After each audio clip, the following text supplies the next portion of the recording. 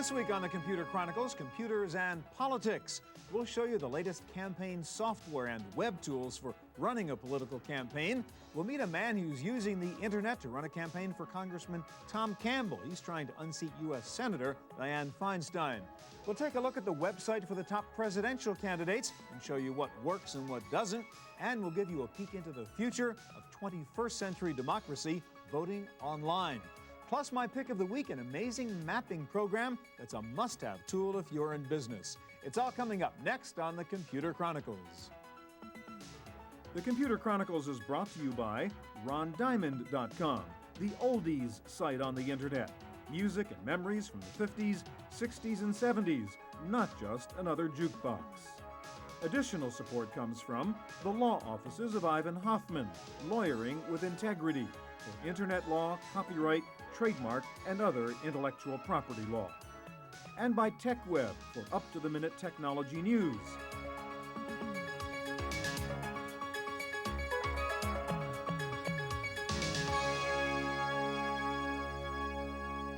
Hi, and welcome to the Computer Chronicles. I'm Stuart Chaffee. The internet has had a major effect on how we live our day-to-day lives. Research, communicating, advertising, shopping have all changed. Perhaps the most important change, though, resulting from this tech revolution is in the political realm. PCs and the web have forever changed the way politicians run their campaigns. If you're a political campaign manager these days, you'd better be web savvy. One of the things you'd better know about is something called Aristotle Publishing. It's the leading company selling high-tech solutions to political campaigns. Here to give us some insight as to how the candidates are using the web and campaign software is Michael Farmer of Aristotle Publishing. Hi, Mike. Hello. All right, one of the things you guys are doing are selling web ad banners, interactive banners to candidates. They're advertising just like everybody else is. You have some really cool examples. For instance, one for George Bush. Show us how that works. Absolutely. This is very exciting. What the political candidates are able to do is take the issues out to the people and put a banner in front of them and bring in an interactive sense. So this banner might be floating on any website. It's an ad banner. Absolutely. But I can do something with it. Let me show you this Bush banner. It is actually a tax calculator. It's interactive media. You go through it, you click on a couple of buttons, and you determine how much money under the Bush plan you'll save. So the idea is I see that how much I'll save. I'll say, hey, that Bush idea is pretty good. He's going to get me so much money. I vote for him. Absolutely. It'll also engage you into his website. Now all of a sudden you can volunteer, you can contribute. Got it. So. All right. Now you have one for McCain also, right? Absolutely. Now this was kind of important one. Yeah. Well, actually, we have Steve Forbes up here right now. What was this one? Steve Forbes actually utilized this banner. Is very interactive, and what you can actually do is put the issues right onto the banner to show the people where you stand on the separate issues. Furthermore, he even put a video on this, and this went out as a banner, of course. Right. And people pull this up, and they can learn more about the candidate, become engaged, and then all of a sudden contribute. All right, and mainly you don't have to pay for those 30-second TV spots. These spots are sitting on your website, and people can watch them anytime they want. Absolutely. Let me just pull this up. If we're going to watch this little video, it'll come All right, so this is like, I mean, a 30-second or 60-second TV commercial. Here's where Forbes stands on the issues or whatever. Absolutely. And let's see if we can get this guy working here. There we go. Now, I mean, Forbes isn't in the race anymore, obviously, but the website's actually still up, right? Absolutely. Yes. We're showcasing what Forbes actually developed as far as a banner ad campaign. Yeah. We worked with him. Targeting, the results that you can get from this are click-throughs as high as 7%. Which is pretty dark. Let's take a look at the spot for a second. Later in the spot, you'll actually see he'll bring on some people and they'll talk about the candidate. It's a TV commercial. Absolutely. Forbes is a great guy, blah, blah, blah. But all right, let's move on, and because we've got a lot to show. Can you get that McCain site up? Because that was an interesting ad banner, too. I don't believe, let me just pull that up here. What I can do is go in and... All right, so these are like demos you have on your website, actually, for all these different candidates. And what I'm actually pulling up here... I see McCain over there. The McCain, he used this in Virginia to get on the ballot. And what's the So again, it was an interactive ad banner. Yep. And you can click right on the banner and say, I want McCain on the ballot in Virginia. Look at this.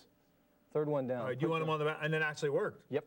Absolutely, it worked very well. Okay. The response rates up to click-throughs up to 7% on some of these banners. All right, so you're selling guys ad banners. I think you told me you've got like thousands of people waiting in line for these ad banners. Right. Another thing you have is voter lists online, which really makes it easy to go find who should I be contacting, who should I be talking to, who should I be sending direct mail to. Absolutely.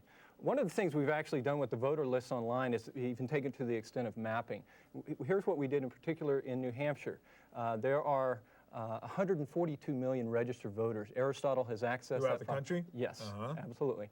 Throughout the whole U.S. 142 million people. We take that, we build this database, and in New Hampshire, for example, we created a map where you can go on and take a look at what the okay, so the high points on the map in this particular version is like where most of the people are. Absolutely. So if you're trying to figure out how to allocate your resources, where to place your ads, where to send the guy to a town meeting, go to the high points on the map. Very interesting thing took place in the Michigan primary. Engler told Bush where he should exactly go, and it may have been his Good Boy Network. Nobody knows. But not as good as the hard data. Absolutely. Can you show us? You also have a contribution engine which you put on Alan Key's website for him. Do we have the Key's website up there? Yeah, absolutely. This is probably the biggest thing that's going on in the internet right now. Raising money on the web. Raising money. And the neat thing about raising money on the web is that it's quick. And the other thing is there's something called a fat cat. And people normally go and will solicit from a fat cat. There's a new term out because of the internet called the skinny cat. Because the people that actually contribute online contribute. Lots of people with a little bit of money. Lots of people with a little bit of money. All right, last thing I want you to show me, a great tool you have called Web Wizard. It's not just about the presidential race. What would you say? There's 250,000 people running for office right now? Absolutely. In any given election cycle, 250,000 people will run. And so if I'm running for dog catcher with Web Wizard, I now have my instant candidates website. Absolutely. Not only is it a website that just shows your image, your issues, but this particular website will set up a contributor set. So I can get donations. You even have a survey. Could you scroll down there where I can say, hey, what do you think about this particular issue? Absolutely. I can do my own little private polling. Right here. You're That's engaging great. the candidate. Mike, thanks so much. Thank you. Well, we've seen a little bit of what's out there in terms of high-tech tools for political campaigns, but how are the candidates actually using this stuff, and do they think it's effective? Here to take us into the political trenches is Joshua Ross, the internet strategist for the Tom Campbell for Senate campaign. Hi, Josh. Hello. And Tom Campbell running for Senate here in California against Dianne Feinstein, who's the incumbent. You guys have a website up there. Is it kind of a fad to have a website, or is it really an effective campaign tool for you? Oh, it's not a fad at all. I think that it's a very effective campaign tool, and I think that this year is giving us a glimpse into what campaigning is going to look like in the future. But you mentioned some people actually in the past put up websites just because the press would write about it. Absolutely, absolutely. I think that in the past, campaign websites primarily were set up to try and generate press attention, maybe get a few users to come see them. I think that this year you're actually starting to see campaign websites go up online that are trying to accomplish something substantive. Yeah. All right, now your candidate is from Silicon Valley. I mean, that's the district, so if anybody does it right, you guys should do it right, I guess. You have Tom's website up here, and just sort of take us, give us a tour and show us the kinds of things you're trying to do on the website. Okay. What we've put up here is some biographical information about Tom Campbell. That includes his background, a little bit about his experience, and just generally some of his publications and photos. What's a photo gallery? What is this, just pictures of him on the campaign trail? Exactly, and so just on? Pictures of him on the campaign trail. So just sort of just warm, fuzzy stuff to get people to know who he is? That's right. We're, his name ID is not very high at this point in the campaign, and as it progresses, it will be increasing, but we're trying to give people an understanding of who Tom Campbell is and what he stands for. All right, so what else do you do? So we have the About Tom issues. One of the most important areas of the site is the issues portion of the site. Tom Campbell is trying to run a campaign that has a theme of substantive content, a positive message, and direct communication with the voters. The website allows us to do all these things, and in the area of substantive information, the issues area of the website specifically. So if I'm a voter and I'm trying to decide whether to vote for Tom or whether to vote for the opponent, I can say, well, what is his position on education or That's whatever? right. If you're interested in education, for example, you can come to the education portion. We have video on the site of him talking about the education Okay, so a little issue. clip of him talking about it? That's right, and you can read an introduction. You can read a little bit about what his record is on that specific issue, and if you want to, you can drill down into more in-depth content, for example, how to attract and retain good teachers in California. All right, now, so what's news? Is that just sort of latest press stuff about him? Exactly. News are just some of the latest press clips. Well, let's go to Town Hall. That's kind of interesting. Explain that one. Absolutely. The Town Hall meeting is something that he set up a few years ago in an effort to have direct communication with his constituents in the 15th So this is sort of a Congressional virtual Town Hall meeting? Very much so. The internet allows Tom Campbell to have direct communication with the voters one-to-one, no interference, no campaign staff in the middle. So I can go on there and sort of post a question, Tom, what would you do about this situation? Right, exactly. So for example, if we go underneath the budget area, you'll see a number of questions that have been posted by constituents and just generally. What's your view on paying off the debt? Exactly. Et cetera, et cetera. And so each night he logs on his laptop and is able and answers these questions. Answers them personally. And this is great because it allows a few things. One is that it is done on the user's time and on the candidate's time. They don't have to be in the same place at the same time. So it's kind of better than a real town hall meeting in a way. Yes, absolutely. You just don't get to press the flesh and do that. That's right. Well, you get to have the direct one-on-one communication with the voter by answering their questions, but at the same time, by using the internet, you're able to post the material online and let all the voters of California log on and see the types of discussions you've had with people. All right, now everybody thinks the website is cool because you can raise money on a website, right? How do you guys do that? That's right. Well, we have a very simple donation form that allows you to donate via credit card. And that is extremely effective, both because it allows people that aren't necessarily on campaign donation lists, people that aren't being asked for donations to be able to... I might not have gotten direct mail from you or been called, and I can go on here and say, oh, I like this guy, I'll give money. And also if you expressed interest in making a donation to the campaign, opposed to going through the traditional method of getting your name, having a volunteer contact you. So it's less expensive to acquire the donation. Absolutely. And I take it you get the money faster. Right, absolutely. The turnaround time is dramatically shorter, as we saw in the recent presidential election with John McCain. Now, this sounds very high-minded. You know, I mean, issues, it's all good and clean. There's like no nasty stuff in there. There's no, you know, down in the trenches strategy. Is that just the approach of this particular candidate? That's the approach of this particular candidate. He's trying to run a very, very positive campaign, and I think that the internet definitely supports that. However, you're going to find other campaign sites that go extremely negative. Right. What about the use of email? Is that a great tool for you guys? Yeah, it is a great tool. It allows us to, the typical way that we used to do it is you'd want to have an event, you'd have a number of volunteers come in, set up a phone tree, have them call hundreds of people and trying to get the turnout. Nowadays, that time has been reduced to one volunteer in about 5 minutes writing out an email, sending it out to the people that are in the right geography, and hopefully getting a good response. And you had a good example, right? There was the recent Republican convention here in Burlingame, California, and you were able to use that to get people to come, right? Absolutely. We have a fairly large email distribution list of people that have specifically signed up and said that they would like to receive email from the candidate, people that are supporters. And what it allowed us to do is say, send out an email to everybody that's in the Bay Area that we think might be interested in coming to this convention, and the turnaround time was 5 minutes. Josh, last point real quick. You've got an uphill battle, very popular incumbent there. Is the web an equalizer? Is it easier for a guy with less money to compete? I don't know if you'd call it an equalizer, but it certainly gives him a distinct advantage that candidates that were in the same situation in previous elections didn't have.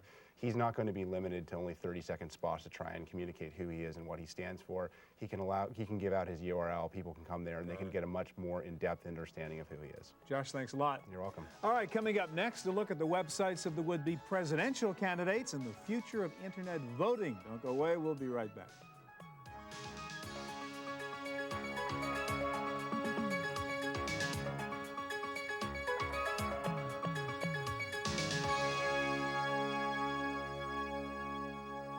By now, we all know that websites for political candidates have become a critical ingredient to anyone hoping to get elected. And the Super Bowl of campaign websites, of course, is the battle for the presidency. Here to help us figure out who's doing it right and who's doing it wrong is Lindsay Arendt, a writer for Wired News, who's written extensively on the online efforts of the presidential candidates. Hi, Lindsay. Hi. All right, we have a bunch of them here. Let's start with John McCain. That's the classic story of raising a lot of money on the web. Anyhow, do you think that's a good website? Yeah, John McCain's done a great job. It's a scrappy website. It's streamlined. What does scrappy mean? Scrappy means they put it up, they have young people running it, and it doesn't have too many bells and whistles. It's not crowded or cluttered, but it gets the job done. Okay. He's got things like instantly when you get on, you have a cookie come up asking you to give them money. He's got an extensive... So they know what the web's about, these guys. Definitely, definitely.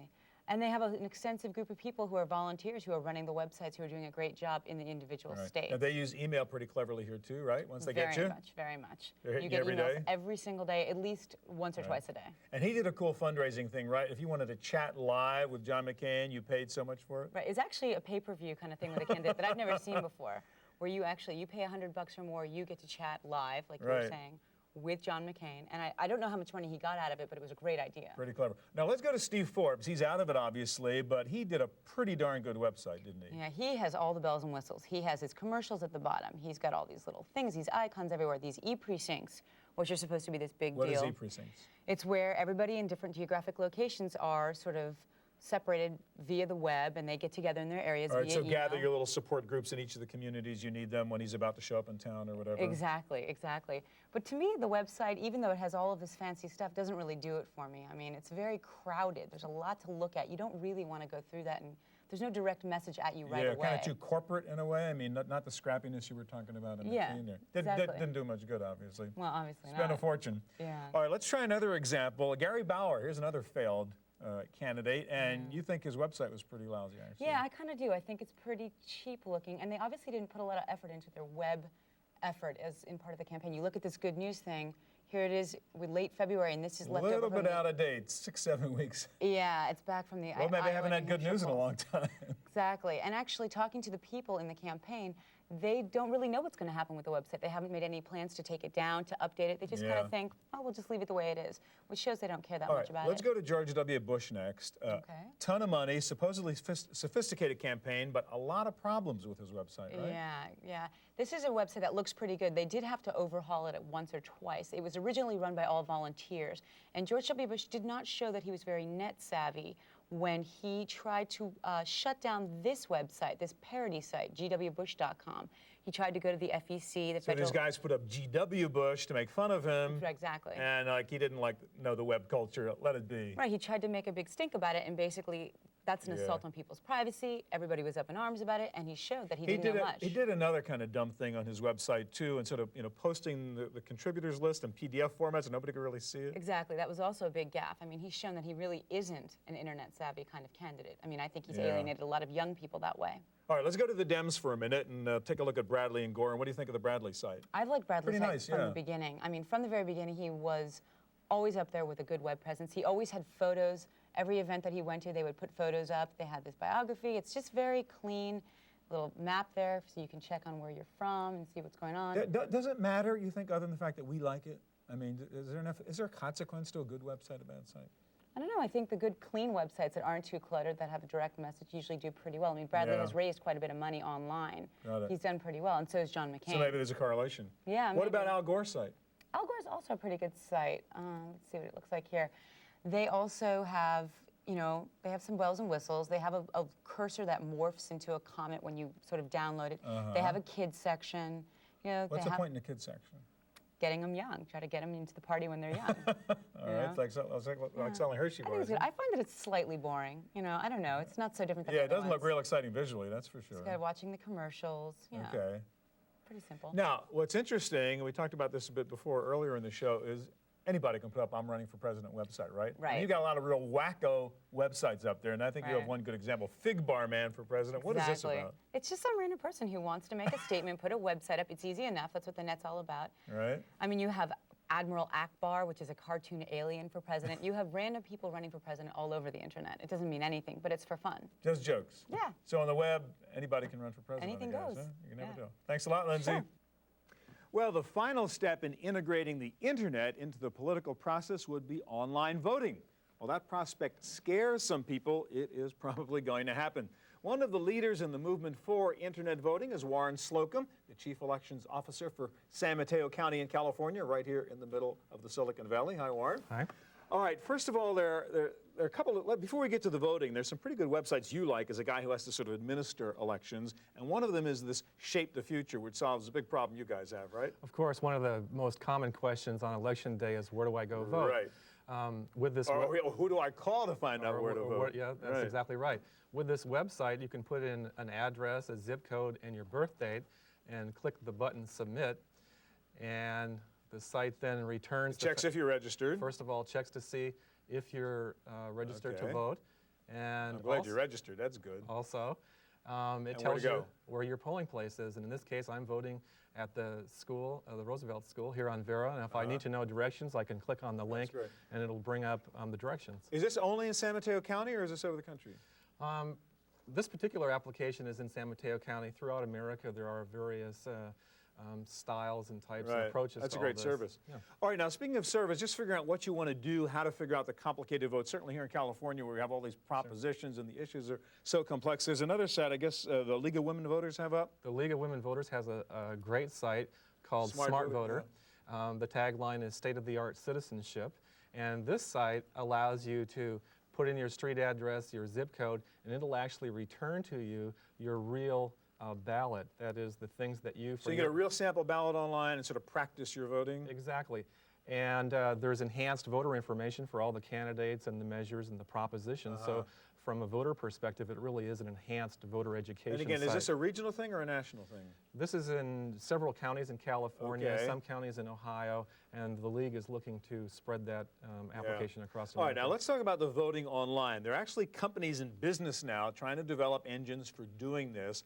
And one of them, which actually has a sort of demo online, is VoteHere.net. Explain what this is. Well, VoteHere.net is an internet voting company. It's one of 3 or 4 companies, and they actually have a site, VoteHere.net. It allows us to go in and actually sort of see what internet voting might be like. What it would look like to vote on the net? Exactly. Comes up and it tells us we're about to cast our ballot. It takes us just a moment here to download the ballot.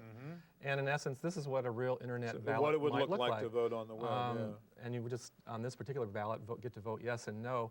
This company actually did a binding party vote in Alaska in January. And then there are other companies that are doing Arizona, for Yeah, there's instance. a couple others. Can you show us? I think there's what, votation.com, which did the Arizona sort of trial ballot. Is that up here somewhere? Here is votation.com, and they're doing the Arizona vote on March 11th, Same idea. a party vote. There's another company called, let's see here. There's one called, I think, internetvoting.com. The There it is. internetvoting.com Same idea. is same idea. So there are 3 or 4 major, right at this moment, internet voting companies. Now, it's sort of a halfway step, and if I can ask you to grab that little Votronic box over there, and let's show our viewers what this is. This is actually, well, you explain. What is this thing we're looking at here? Well, this is a portable voting device. It can be multilingual. So we're not online. We're not online. It's a standalone electronic device, weighs 7 pounds, highly mobile. It can be multilingual. It can have multiple ballot styles. There are no paper ballots connected with this. And in essence, it brings up an electronic ballot. And there you see on this sample that we're going to cast a vote here simply by putting the stylus next to the candidate of our choice. We actually proceed through the ballot, making our choices by touching the spot. And then when So no paper, no real papers to count or scan or whatever? No. Well, so what are the advantages of using something like this, Warren? One of the main advantages that I see is simply the strategy that it takes the voting to the people rather than the people having So instead of having to go to a polling place, you could sit this in a shopping center, a place of employment, take it to a home for elderly people or something? community center, wherever. Yeah. So to vote then on this, we just touch the button vote and it comes up with a nice message, thank you for voting. And that's again, it. this could be multiple languages. It's easy to change the ballot last minute, et cetera, et cetera. Exactly. What about, finally, Warren, the real online voting stuff like we've seen here? There have been a couple demonstration projects. Obviously, people worry about security. They worry about privacy. What do you think about that? I think those are legitimate concerns as a person who conducts Hey, elections we're trading for a living. stocks online, though. Of course we are, but an election is at the core of democracy. Right. It's vitally important. And in a 2-vote election, an election administrator and the public need to be absolutely certain about the integrity of that process. Will we get there? We will get there. Someday you'll have a device that you'll carry around and you'll be doing direct democracy. And a vote on your Palm Pilot, Exactly. your Palm 7. I'm sure that will happen. How far away? Not this presidential 2004? cycle. Maybe the next presidential Wow. cycle we'll see some of that. Warren, thanks a lot. Okay, thank you. All right, that's our look at computers and politics. Don't go away. I'll be back in just a moment with my pick of the week, an amazing mapping program for would-be entrepreneurs.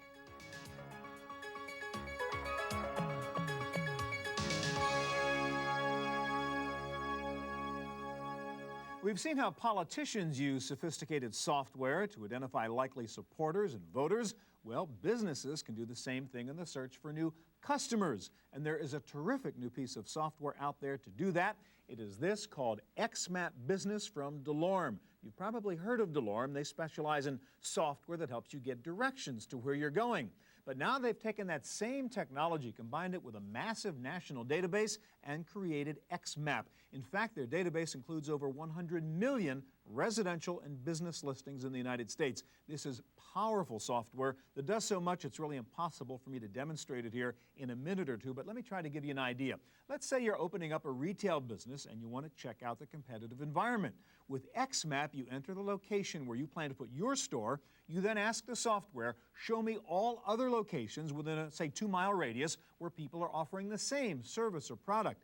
XMap will then search its database, list all your potential competitors, complete with name, address, etc. It will then actually locate all your competitors on a map, identify them for you, let you mark your location, draw a circle representing the area you're concerned with. You can then adjust the parameters, redraw the map, etc. You can also identify and locate almost any kind of business by keyword, zip code, area code, address, etc. You can pull up statistics on the demographics of a particular area. You can even import customer data from Excel or Access, turn that into a geographical map. You can plan the most efficient truck route for multiple stops on a delivery schedule. You can even hook up a GPS receiver, drive around the neighborhood while XMap analyzes the area. This is an amazingly powerful mapping tool, and it sells for only $99. That's it for this week's edition of Computer Chronicles. Thanks so much for joining us. If you need any more information about anything you saw on today's show, please check out our website. We'll see you here next time. The Computer Chronicles is brought to you by RonDiamond.com, the oldies site on the internet. Music and memories from the 50s, 60s, and 70s, not just another jukebox. Additional support comes from the law offices of Ivan Hoffman, Lawyering with Integrity, for internet law, copyright, trademark, and other intellectual property law. And by TechWeb for up-to-the-minute technology news. To purchase a videotape copy of today's program, call toll-free 1-888-310-7850. Please specify the show number and the topic.